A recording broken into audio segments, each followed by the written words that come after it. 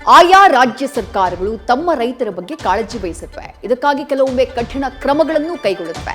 ಆದರೆ ಕರ್ನಾಟಕ ಸರ್ಕಾರ ಮಾತ್ರ ಕಾವೇರಿ ವಿಚಾರದಲ್ಲಿ ರೈತರ ಜೊತೆ ಆಟವಾಡ್ತಾ ಇದೆಯಾ ಅನ್ನೋ ಅನುಮಾನ ಮೂಡ್ತಾ ಇದೆ. ಮೊದಲೇ ಮಳೆ ಕೊರತೆ, ಡ್ಯಾಂ ನೀರಿನ ಮಟ್ಟ ಕುಸಿತಾ ಇದೆ.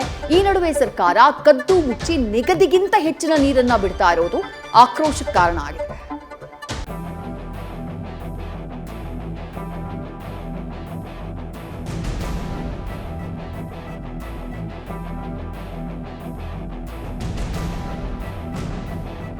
ಕಾವೇರಿ ಕಿಚ್ಚು. ನಿಲ್ಲೆ ನಿಲ್ಲೆ ಕಾವೇರಿ ಅಂದ್ರೂ ಕಾವೇರಮ್ಮ ನಿಲ್ಲೋಕೆ ರೆಡಿಯಿಲ್ಲ. ಮಳೆ ಕೊರತೆ ಇದ್ರೂ ನಿರಂತರವಾಗಿ ಕರ್ನಾಟಕದಿಂದ ತಮಿಳುನಾಡಿಗೆ ಹರಿತಾನೇ ಇದ್ದಾಳೆ. ಸರ್ಕಾರವೇ ನಿಗದಿಗಿಂತ ನೀರು ಬಿಡ್ತಿರೋದು ಮತ್ತೊಂದು ಆತಂಕಕ್ಕೆ ಕಾರಣವಾಗಿದೆ.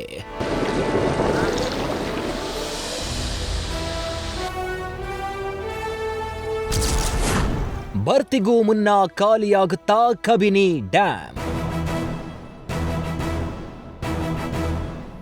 ಭರ್ತಿಗೂ ಮುನ್ನವೇ ಕಬಿನಿ ಡ್ಯಾಂ ಖಾಲಿಯಾಗುತ್ತಾ ಅನ್ನೋ ಸಂಶಯ ಸದ್ಯ ಕಾವೇರಿ ಕೊಳ್ಳದ ರೈತರನ್ನ ಇನ್ನಿಲ್ಲದಂತೆ ಕಾಡ್ತಿದೆ. ಯಾಕಂದ್ರೆ ತಮಿಳುನಾಡಿಗೆ 12,000 ಕ್ಯೂಸೆಕ್ ನೀರು ಬಿಡಬೇಕಿದ್ದ ಜಾಗದಲ್ಲಿ 13,600 ಕ್ಯೂಸೆಕ್ ನೀರನ್ನ ಬಿಡಲಾಗ್ತಿದೆ. ಪರಿಣಾಮ 3 ದಿನಗಳ ಹಿಂದೆ 83 ಅಡಿ ಇದ್ದ ಕಬಿನಿ ಡ್ಯಾಂ ನೀರಿನ ಮಟ್ಟ ಈಗ 80 ಅಡಿಗೆ ಕುಸಿದಿದೆ. ಜಲಾಶಯಕ್ಕೆ ಒಳಹರಿವು ಕಡಿಮೆಯಾದ್ರೂ ತಮಿಳುನಾಡಿಗೆ ಅಧಿಕಾರಿಗಳು ನೀರು ಹರಿಬಿಡ್ತಾನೆ ಇದ್ದಾರೆ. ರೈತರ ಗಮನ ಬೇರೆಡೆ ಸೆಳೆದು ಕಬಿನಿ ಖಾಲಿ ಮಾಡಲು ಮುಂದಾಗಿದ್ದಾರೆ. ಮಂಡ್ಯ ಭಾಗದ ರೈತರ ಕಣ್ಣೊರೆಸಲು ಕಬಿನಿ ಡ್ಯಾಂ ಖಾಲಿಗೆ ಅಧಿಕಾರಿಗಳು ಮುಂದಾಗಿದ್ದು ಆತಂಕ ಮೂಡಿಸಿದೆ.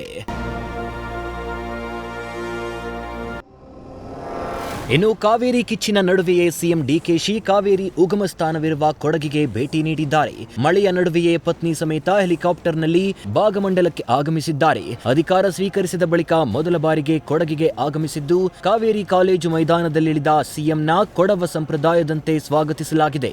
ಬಳಿಕ ಡಿಕೆ ಪತ್ನಿ ಸಮೇತ ಸಂಗಮದಲ್ಲಿ ಕೈ ಮುಖ ತೊಳೆದುಕೊಂಡು ಬಗಂಡೇಶ್ವರನ ದರ್ಶನ ಪಡೆದಿದ್ದಾರೆ.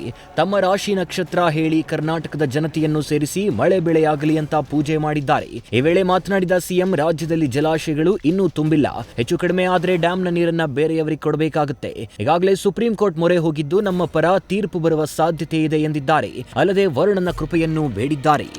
ಡ್ಯಾಮ್ ಎಲ್ಲ ಭರ್ತಿಯಾಗಿಲ್ಲ. ಕಬಿನಿ ಒಂದು ಬಿಟ್ರೆ KRS ಭರ್ತಿಯಾಗಿಲ್ಲ, ಹೇಮಾವತಿನೂ ಭರ್ತಿಯಾಗಿಲ್ಲ. ಎಲ್ಲ ಡ್ಯಾಮ್ ಏನು ಭರ್ತಿ ಏನಾಗಿಲ್ಲ. ಅದಕ್ಕೆ ಭರ್ತಿ ಆಗಬೇಕು. ಅದಕ್ಕೆ ಪ್ರಾರ್ಥನೆ ಮಾಡಿ, ನೀವೆಲ್ಲ ಮಾಡಿ, ದಯವಿಟ್ಟು ಮಾಡಿ.